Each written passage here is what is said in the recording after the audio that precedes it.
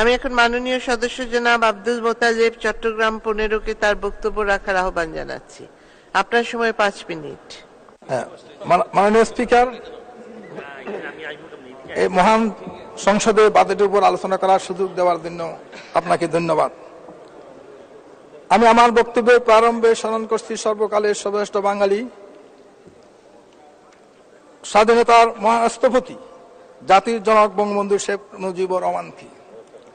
আমি স্মরণ করছি 19৭৫ সালে 15ই আগস্ট নির্মম যে হত্যাকাণ্ড ঘটেছিল, যেখানে ফজলুন্নেসা মুজিব সহ আত্মীয় স্বজন যারা নির্মম নিষ্ঠুরভাবে শাহাদত বরণ করেছিল তাদের প্রতি।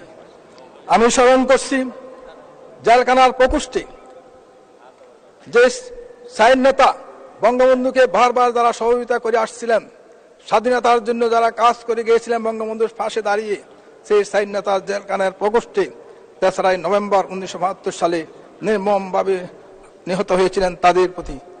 আমি স্মরণ করছি 30 লক্ষ শহীদের যাদের আত্মত্যাগের বিনিময়ে আমরা বাংলাদেশ পেয়েছি। 2 লক্ষ মা বোনের ইজ্জত সম্ভ্রমের নষ্টের বিনিময়ে আমরা পেয়েছি, তাদের আমি সম্মান জানাচ্ছি, স্মরণ করছি।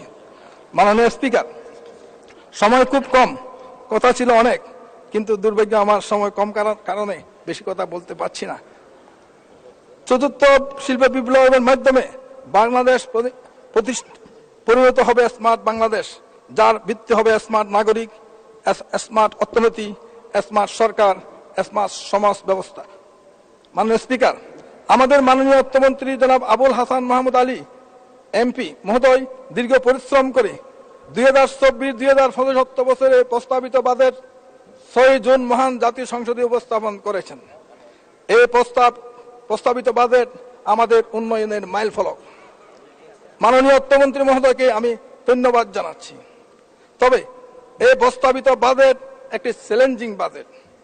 আমি মনে করি যদিও চ্যালেঞ্জিং হয়, তা যোগ্য হিসেবে বিবেচনা করতে পারি।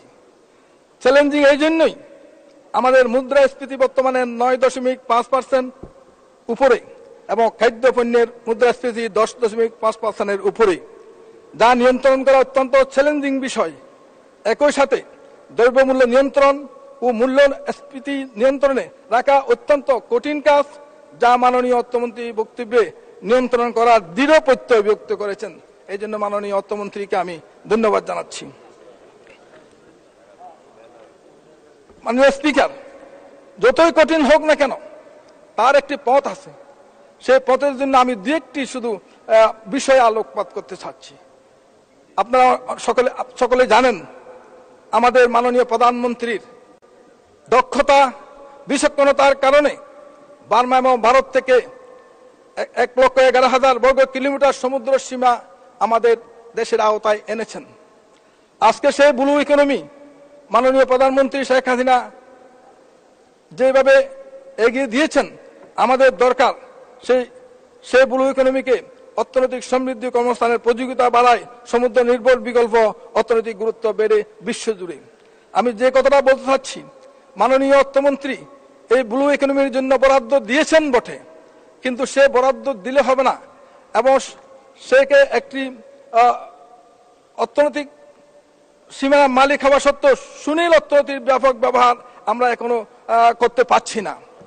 কিন্তু বিশ্বের বিভিন্ন জায়গায় এই ব্লু ইকোনমির উপরে অত্যন্ত দেশকে ডেভেলপ করতেছেন, দেশকে সামনে নিয়ে যাচ্ছেন, কিন্তু আমাদের পক্ষে এটা সম্ভব হচ্ছে না। তা আমি এই ব্যাপারে আমাদের মাননীয় প্রধানমন্ত্রী বঙ্গবন্ধু কন্যা শেখ হাসিনা এবং মাননীয় প্রধানমন্ত্রী যদি দৃষ্টি আকর্ষণ করে, ভালো করে আমাদের এই দিকে যদি উনি দৃষ্টি দেয়, আমার মনে হয় এই ব্লু ইকোনমির মাধ্যমে আমাদের দেশ কোটি কোটি টাকার অর্থনৈতিক সমৃদ্ধি লাভ করতে আমাদের সম্ভব হবে। মাননীয় স্পিকার, আরেকটি অর্থনৈতিক আয় আমাদের আছে, যেটা হলো প্রবাসীদের। সেই দেশের অর্থনৈতিক শাখা সচল রাখতে প্রবাসীদের পাঠানো রেমিটেন্স অত্যন্ত গুরুত্বপূর্ণ। বৈদেশিক শ্রমবাজার হতে প্রবাসী আয়ের প্রধান এই উৎস রেমিটেন্স প্রবাহ অনেকটা কমে যাচ্ছে। রেমিটেন্স প্রবাহ কমে গেলে বৈদেশিক মুদ্রার রিজার্ভের উপর অনিবার্যভাবে চাপ পড়বে। প্রবাসীগণ তাদের ব্যস্ত জীবন, প্রক্রিয়াগত কালক্ষেপণ ও দীর্ঘসূত্রিতাকে দোষারোপ করেছেন। তারা স্বস্থানে বসে একটি অ্যাপসের মাধ্যমে টাকা পাঠানোর বিষয়ে আগ্রহ প্রকাশ করেছেন। যখন আমি সৌদি মাননীয় সদস্য 2 মিনিট। মাননীয় স্পিকার, একটি সমন্বিত অ্যাপস ডেভেলপ করে মোবাইল ব্যাংকিং এর মাধ্যমে সরাসরি ব্যাংক হিসাব রেমিটেন্স পাঠাতে পারলে সে বিষয়ে একটি ব্যবস্থা গ্রহণ গেলে প্রবাসীগণ হুন্ডি ব্যবহার থেকে কমে যাবে, বিরত থাকবেন এবং বৈধভাবে দেশে টাকা প্রেরণ করবেন। এতে রেমিটেন্স বৃদ্ধি পাবেন। মাননীয় স্পিকার, আরেকটি বিষয়বস্তু রয়েছেন অর্থনৈতিক কিভাবে আমরা প্রসেসিং ফুড খাদ্য আমরা রপ্তানি করি। সেই খাদ্য রপ্তানি যেটি আমরা বিদেশে রপ্তানি করি, এটা হচ্ছে না আমরা ট্রেডিশনাল মেথডে আমরা প্রসেসিং করি, কিন্তু সেই ট্রেডিশনাল মেথড দিয়ে আমরা আন্তর্জাতিক বাজারে তেমন সুবিধা করতে পারি না। তো আমাদের সেই প্রসেসিংকে আমাদেরকে আন্তর্জাতিক মানের প্রসেসিং করতে হবে। কিন্তু বাংলাদেশে কোনো প্রতিষ্ঠান নাই এ ধরনের প্রশিক্ষণ দেওয়ার জন্য। কিন্তু ভারতে একটি প্রতিষ্ঠান আছে মহীশূরে, সেই মহীশূরে সিএফটিআর নামক একটি প্রতিষ্ঠান আছে। সেখানে ছাত্র 3 বছরের জন্য ভর্তি হয়। সেখান থেকে এবং তাত্ত্বিক এবং সবকিছু মিলে সে পাইলট স্কিমের মাধ্যমে দক্ষ অভিজ্ঞ একজন ছেলে ওখান থেকে বাইর হয়ে আসে, যা দেশের জন্য একটা বড় ধরনের সম্পদ। তো আমাদের দেশে এ ধরনের যদি একটি প্রতিষ্ঠান করা যায়, তাহলে আমরা এ ধরনের একটি সুষ্ঠু সুন্দর একটা ছেলেদেরকে সামনে নিয়ে যাব, দেশের উন্নতি করবেন এবং আমরা বিদেশে রপ্তানি করতে আমাদের ট্রেডিশনাল পদ্ধতি বাদ দিয়ে আন্তর্জাতিক মানের এই কাজটা আমরা করতে পারবো। মাননীয় স্পিকার, সময় সংক্ষিপ্ত, তারপর একটি কথা বলি, শুধু শেষ করবো, আমাকে 1 মিনিট সময় দিবেন।